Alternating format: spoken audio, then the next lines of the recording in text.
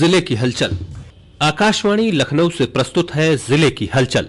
आज सुनिए महोबा और आजमगढ़ जिलों की हलचल। पहले सुनते हैं महोबा जिले की हलचल। आलेख और स्वर है अमित श्रोतिये का।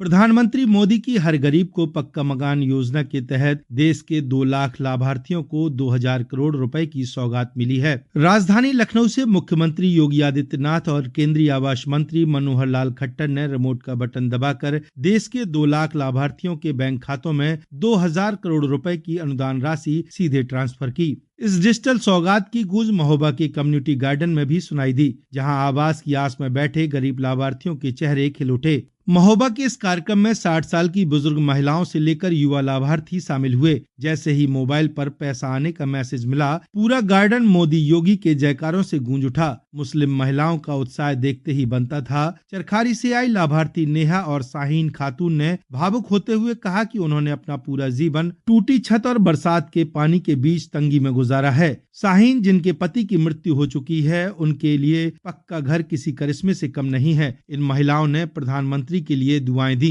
रहने को छत नहीं थी, मोदी जी ने हमारे लिए छत दी है। हम बहुत खुश हैं। हमारे आदमी पंचर की दुकान करते हैं। अल्लाह पाक उनकी लंबी उम्र करे और उनका बहुत धन्यवाद। कार्यक्रम में मौजूद एमएलसी जीतेंद्र सिंह सेंगर और विधायक राकेश गोस्वामी ने लाभार्थियों को बधाई दी। उन्होंने कहा कि पीएम मोदी की योजनाएं बिना किसी भेदभाव और जाति धर्म को देखे सीधे गरीबों तक पहुंच रही हैं। महोबा में 467 लाभार्थियों के पक्के मकान की सौगात मिली है, जबकि आने वाले समय में 1400 और आवेदकों को इस योजना से लाभान्वित करने का लक्ष्य रखा गया है। महोबा के ग्राम चांदो में पर्यावरण संरक्षण और प्रशासन ने भूमाफियाओं के चुंगल से सरकारी जमीन छुड़ाकर उसे एक शानदार हरित सागौन वाटिका में बदल दिया गया है। प्रशासन और ग्रामीणों के इस संयुक्त प्रयास ने विकास और प्रकृति के बीच एक बेहतरीन संतुलन कायम किया है। ये प्रयास जिले के अन्य गाँवों के लिए भी एक प्रेरणा है। ग्राम विकास अधिकारी अनमोल वर्मा ने बताया कि कबरई विकास खंड के चांदो गाँव के गाटा संख्या 391/2 जो चारागाह की जमीन है और गाटा संख्या 330 जो पहाड़ के रूप में दर्ज है से जुड़ा है।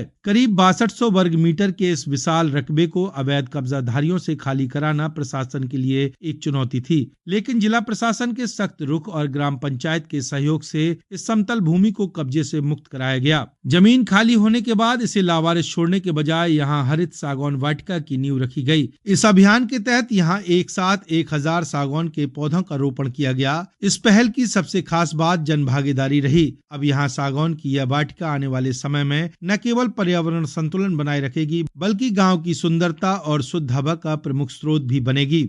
महोबा में किसानों की आय दुगनी करने के लिए योगी सरकार की हाईटेक नर्सरी योजना एक गेम चेंजर साबित हो रही है। यहाँ तैयार उन्नत पौधों से न केवल बुंदेलखंड बल्कि पड़ोसी राज्य मध्य प्रदेश के किसान भी अपनी तकदीर बदल रहे हैं। बुंदेलखंड के महोबा में अब परंपरागत खेती की जगह आधुनिक बागवानी किसानों की पहली पसंद बन रही है। मुख्यमंत्री योगी आदित्यनाथ की पहल पर जैतपुर कृषि विज्ञान केंद्र में 1 करोड़ 28 लाख रुपए की लागत से बनी हाईटेक नर्सरी किसानों के लिए वरदान साबित हो रही है। इस नर्सरी में बीजों की बुआई से लेकर सिंचाई तक का सारा काम ऑटोमेटिक मशीनों के द्वारा किया जाता है। नर्सरी के भीतर तापमान को नियंत्रित करने के लिए अत्याधुनिक पंखे और एग्जॉस्ट सिस्टम लगाए गए हैं, ताकि पौधों को हर मौसम में अनुकूल वातावरण मिल सके। इसका सबसे बड़ा फायदा यह है कि अब किसानों को सर्दी के मौसम में आने वाली सब्जियों की पौध गर्मी में भी आसानी से मिल जाती है। जिला उद्यान अधिकारी सुरेश कुमार ने बताया कि यहाँ टमाटर, तरबूज, खरबूज, तरोई, लौकी, खीरा और बैगन के पौधे तैयार किए जा रहे हैं, जो सामान्य पौधों के मुकाबले काफी हष्ट-पुष्ट और रोग मुक्त होते हैं। यही कारण है कि महोबा के अलावा झांसी, बांदा और हमीरपुर के किसान दलहनी फसलों की परंपरागत चक्र को छोड़कर अब सब्जी उत्पादन की ओर मुड़ रहे हैं।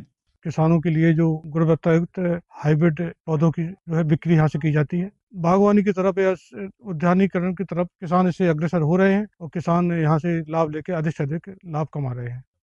मनरेगा के स्थान पर केंद्र सरकार की ओर से शुरू की गई वीबी जी रामजी योजना के बारे में जानकारी देने के लिए गांव में कृषक श्रमिक चौपाल का आयोजन किया जा रहा है। जिले के छिकहरा व सूपा गांव में चौपाल लगाकर राज्यसभा सांसद बाबूराम निषाद ने ग्रामीणों से संवाद किया और केंद्र सरकार की महत्वाकांक्षी योजना के बारे में जानकारी दी। चौपाल में मुख्य अतिथि राज्यसभा सांसद बाबूराम निषाद ने कहा कि केंद्र सरकार गरीब किसान व श्रमिकों को ध्यान में रखकर योजनाएं बना रही है। वीबी जी रामजी योजना से ग्रामीण भारत की तस्वीर बदलेगी।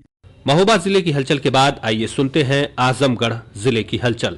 आलेख और स्वर है नरेंद्र प्रताप का। आजमगढ़ जिला इस समय ठंड की चपेट में है। जिले में इस समय कड़ाके की ठंड पड़ रही है। जिले में कई दिनों तक घना कोहरा छाया रहा। कई दिनों के बाद धूप खिलने लगी है। जिले में बेसहारा लोगों को ठंड से बचाव के लिए जिला प्रशासन ने रैन बसेरों की स्थापना की है। आजमगढ़ जिले में किसान इस समय गुड़ बनाने, अपने गन्ने को मिल तक पहुंचाने के लिए गन्ना कटाई, गेहूं की सिंचाई और गेहूं में खाद छिड़काव में व्यस्त हैं। किसान हितों को सर्वोच्च प्राथमिकता देते हुए फार्मर रजिस्ट्री कार्यक्रम के प्रभावी, पारदर्शी एवं समयबद्ध क्रियान्वयन हेतु प्रशासनिक व्यवस्था को सुदृढ़ किया गया है। जिले में केंद्र सरकार की महत्वाकांक्षी योजना पीएम किसान से संबंधित डेटा संकलन का कार्य तीव्र गति से चल रहा है। छूटे हुए 1,70,000 किसानों का विकास खंडवार डेटा संकलित कर सभी संबंधित अधिकारियों एवं कर्मियों को उपलब्ध करा दिया गया है। फार्मर रजिस्ट्री प्रधानमंत्री किसान सम्मान निधि योजना के लाभार्थियों सहित जनपद के समस्त पात्र किसानों को अनिवार्य रूप से तैयार की जानी है। आजमगढ़ जिले में भारत निर्वाचन आयोग द्वारा आहर्ता 1 जनवरी 2026 के आधार पर विशेष गहन पुनरीक्षण 2026 हेतु घोषित कार्यक्रम के अंतर्गत जिले के समस्त बूथ पर बीएलओ द्वारा ड्राफ्ट वोटर लिस्ट तथा अनकलेक्टेबल सूची के वाचन हेतु विशेष कार्यक्रम आयोजित किया गया। इस अवसर पर सभी निर्वाचक रजिस्ट्रीकरण अधिकारियों द्वारा विभिन्न बूथों का निरीक्षण किया गया। जिले के समस्त विधानसभा निर्वाचन क्षेत्रों की निर्वाचक नामावलियों नियत तिथि 18 जनवरी 2026 को समस्त मतदेय स्थलों पर संबंधित बीएलओ द्वारा पढ़कर सुनाई गई। मतदाता सूची पढ़े जाने के समय संबंधित मतदेय स्थलों पर मतदाता उपस्थित रहे तथा उन्होंने अपनी प्रविष्टियों का अवलोकन किया। इस अवसर पर मतदाता सूची में अंकित नामों का उपस्थित मतदाताओं ने प्रत्यक्ष सत्यापन किया। साथ ही विशेष गहन पुनरीक्षण 2026 के अंतर्गत प्रारूप 6, प्रारूप 7 एवं प्रारूप 8 पर दावे एवं आपत्तियां भी प्राप्त की गई। प्रभारी जिलाधिकारी परीक्षित खटाना ने बताया कि भारत निर्वाचन आयोग द्वारा दावे एवं आपत्तियां प्राप्त किए जाने की अवधि दिनांक 6 जनवरी से 6 फरवरी 2026 तक निर्धारित है। आगामी विशेष अभियान की तिथियों 31 जनवरी और 1 फरवरी को बीएलओ द्वारा संबंधित मतदेय स्थलों पर उपस्थित रहकर मतदाता सूची पढ़ी जाएगी तथा प्रारूप 6, 7 एवं 8 पर दावे एवं आपत्तियां प्राप्त की जाएंगी। उन्होंने आजमगढ़ जिले के समस्त नागरिकों से अपील किया है कि विशेष अभियान के दिन अपने अपने मतदेय स्थलों पर उपस्थित होकर मतदाता सूची पढ़े जाने के समय अपनी प्रविष्टियों का अवलोकन अवश्य करें। साथ ही पात्र व्यक्तियों के नाम मतदाता सूची में सम्मिलित कराए जाने हेतु अधिक से अधिक संख्या में प्रारूप 6 भरवाने में सहयोग प्रदान करें ताकि कोई भी पात्र नागरिक अपने मताधिकार से वंचित न रह जाए। आजमगढ़ में प्रधानमंत्री आवास योजना शहरी दूसरे चरण के लिए 2304 लाभार्थियों के खातों में अनुदान राशि का अंतरण किया गया। 18 जनवरी को मुख्यमंत्री योगी आदित्यनाथ की उपस्थिति में लखनऊ में आयोजित कार्यक्रम में प्रधानमंत्री आवास योजना शहरी 2 के अंतर्गत प्रदेश के 2 लाख लाभार्थियों के बैंक खातों में सीधे 2000 करोड़ की अनुदान राशि अंतरण किया गया, जिसका सजीव प्रसारण हरियोध कला केंद्र आजमगढ़ में किया गया। इस अवसर पर आजमगढ़ जिले में मुख्य अतिथि विधान परिषद सदस्य विजय बहादुर पाठक एवं रामसूरत राजभर उपस्थित रहे। मुख्य अतिथि विजय बहादुर पाठक ने कहा कि केंद्र और राज्य दोनों सरकारों की योजनाएं समाज के अंतिम व्यक्ति के उत्थान के लिए समर्पित हैं। प्रधानमंत्री जी की सोच है कि देश का कोई भी व्यक्ति झोपड़ी में न सोए। इसी कड़ी में आजमगढ़ के लगभग 16,000 लोगों को आवास मिल चुके हैं।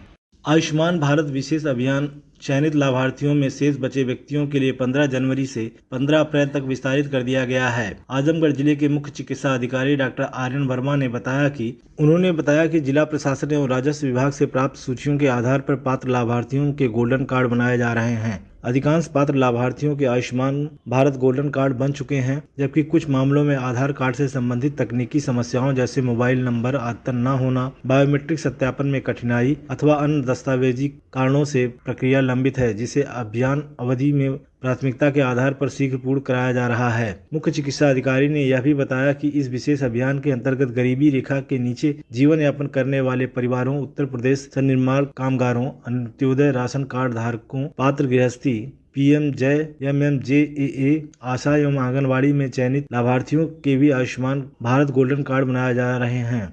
यह था आकाशवाणी लखनऊ के क्षेत्रीय समाचार एकांश द्वारा प्रस्तुत जिले की हलचल का आज का अंक।